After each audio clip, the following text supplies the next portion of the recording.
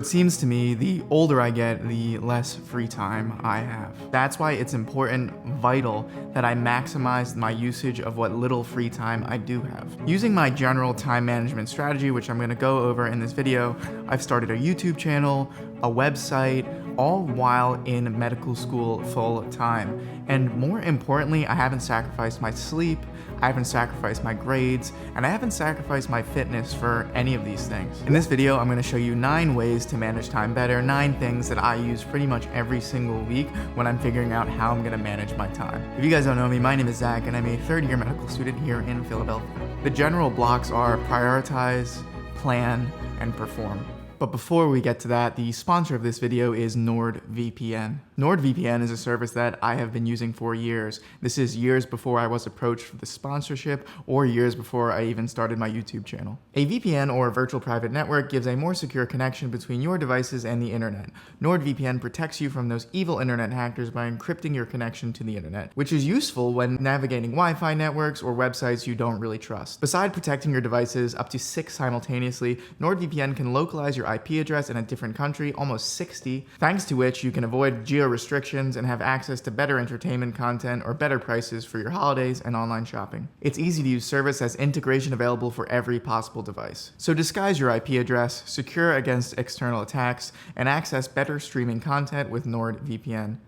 Go to NordVPN/Zach Highley to get a 2-year plan plus a bonus gift with a huge discount. And remember, you have 30 days, 100% money back guarantee. You can try it risk-free. Again, that's NordVPN/Zach Highley to get a huge discount on a 2-year plan plus a bonus gift. And thank you again to NordVPN for sponsoring this video. They're my 2nd sponsor. Isn't that cool that my videos are sponsored now? Anyway, I just think that's cool. But back to the action. So the first thing is prioritize. Time, just like money, is something that's created by us. It really has no bearing past the credit we as a society give it. And just like money as well, time can be spent wisely or it can be spent poorly. We need to figure out what we actually want to spend our time doing. We need to prioritize. My first tip is shift your mindset. One quote that I like is, "Time is a created thing.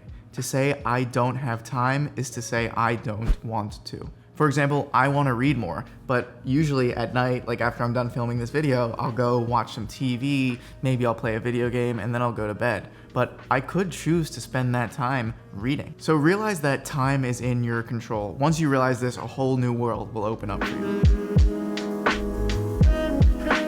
Time management tip number 2 is decide priorities.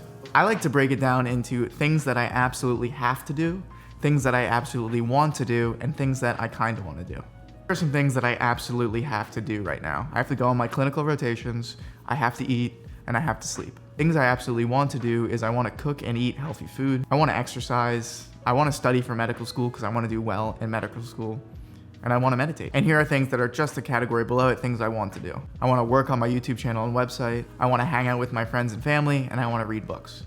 Notice how my priority list is pretty small, right? There's maybe 9 or 10 things total here. That's because if I started throwing things on like I want to paint the wall or something like that, it becomes more of a to-do list instead of a guiding kind of light.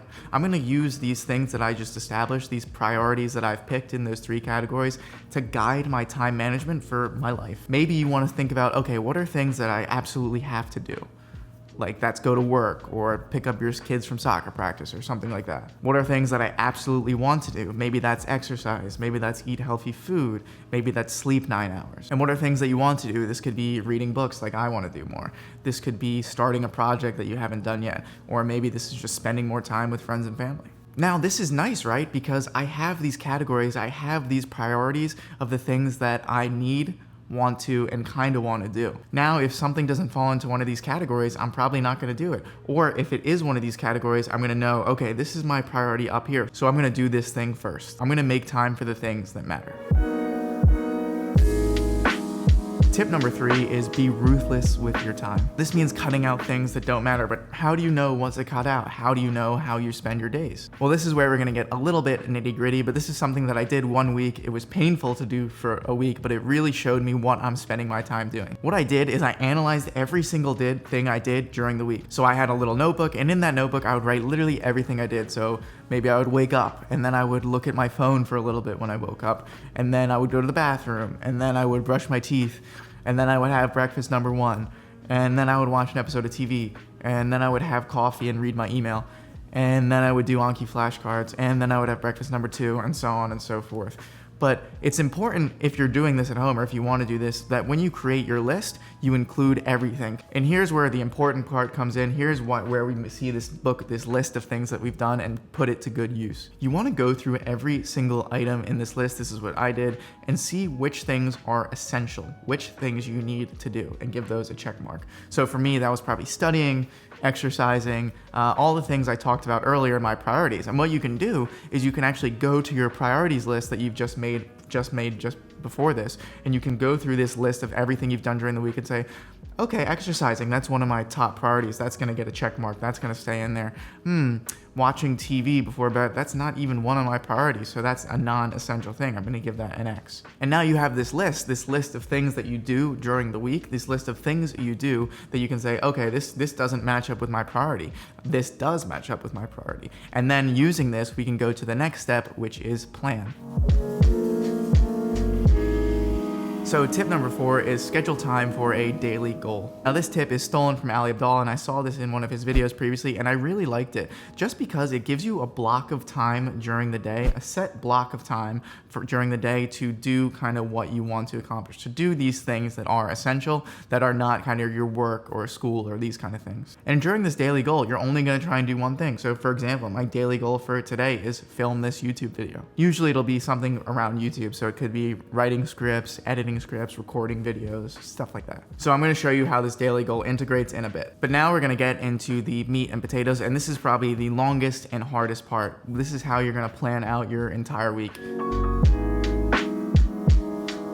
And now we have our list of what's essential and is not essential, right? So we're going to use this list to plan out our life. Just plan the essential things. Is starting your YouTube channel essential? Is going to the gym essential? Is cooking a certain food essential? And the reason I'm being so nitpicky about this essential, non-essential thing, because if you haven't made this distinction in your mind, it's very easy to fall off the wagon on kind of your time management strategies. Whatever you are trying to accomplish needs to become part of your life. Making my YouTube videos is essential because I'm a YouTuber. This is what I do. And I have a deadline, a personally set deadline, to post a new video every week at 12 p.m. Eastern on Fridays.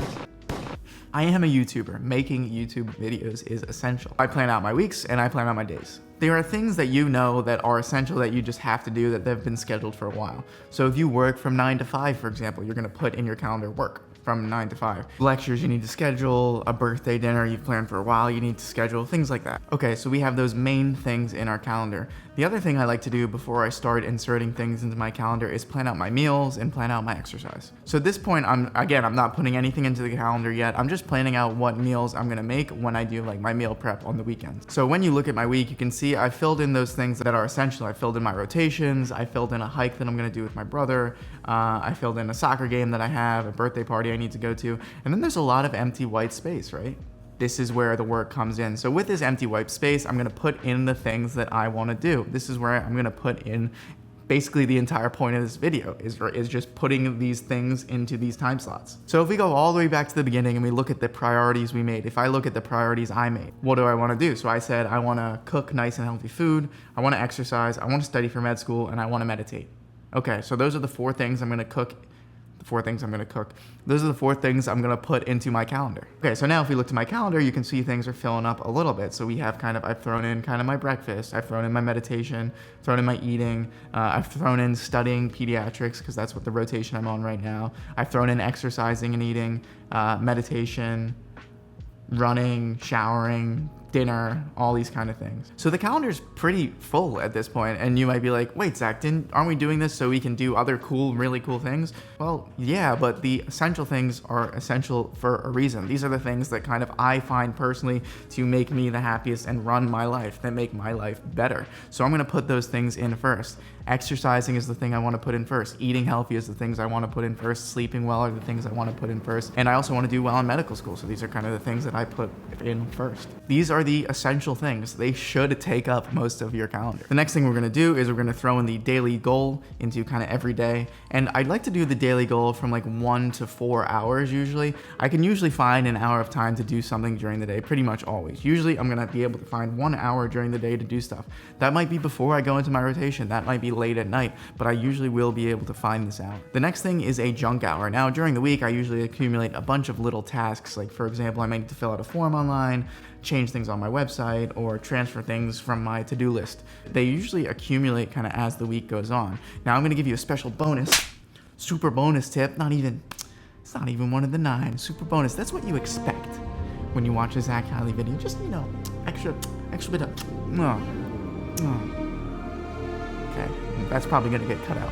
Anyway, so the extra bonus tip is bulking. So not bulking, but bulking, putting everything together so you can do it all at once. Like, if you went to the laundry room and washed every single piece of clothing every time it got dirty, that's a ridiculous waste of time and resources, right? But if you wait the entire week to build up like kind of all your dirty clothes or stuff like that and then wash it all at once, you're saving yourself time, you're saving resources, right? Water, electricity, and it's a better way to do a lot of things. So that's it. If you look to my calendar now, my calendar is completely full up with all the kind of stuff that I'm gonna be doing this week. Okay, so we have our time blocked out, and now we're gonna get into planning every single day, because we just planned our week kind of in these time blocks, and now we plan the days. And this is much more simple, much easier, because we've planned out our next day already on this calendar. So what I'll usually do the night before is I'll look at my calendar and I'll see, okay, it says I should study peds tomorrow, and then I'm gonna go do some exercise, and then I'm gonna meditate, and then I'm gonna do my daily goal, and then I'm gonna have dinner.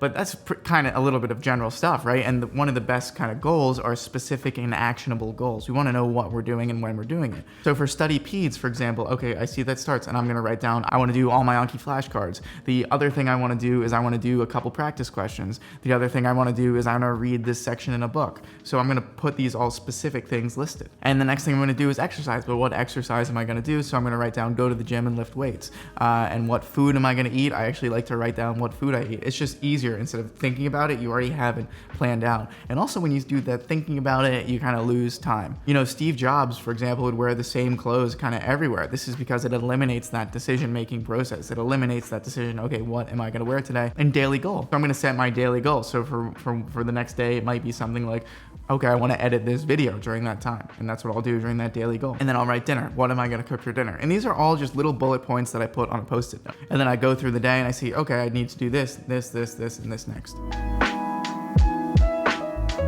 Tip number 6 of this planning phase, and the last tip of the planning phase, is use to-do lists. My mind can't hold much, so when I think of something, I like to write it down, otherwise I'll forget it or I won't do it. And usually what I'll do with these to-dos, because usually they're not super urgent to-dos, right? It might be a YouTube idea or something like that, but that'll build up. And what I'll do kind of during my junk hour and planning time on Sunday, which is those 2 hours we talked about before, is I'll go through this to-do list and I'll knock out things that I can knock out right now, or I'll transfer it to Notion, kind of be stuff to do later. For example, YouTube ideas are going to go into Notion.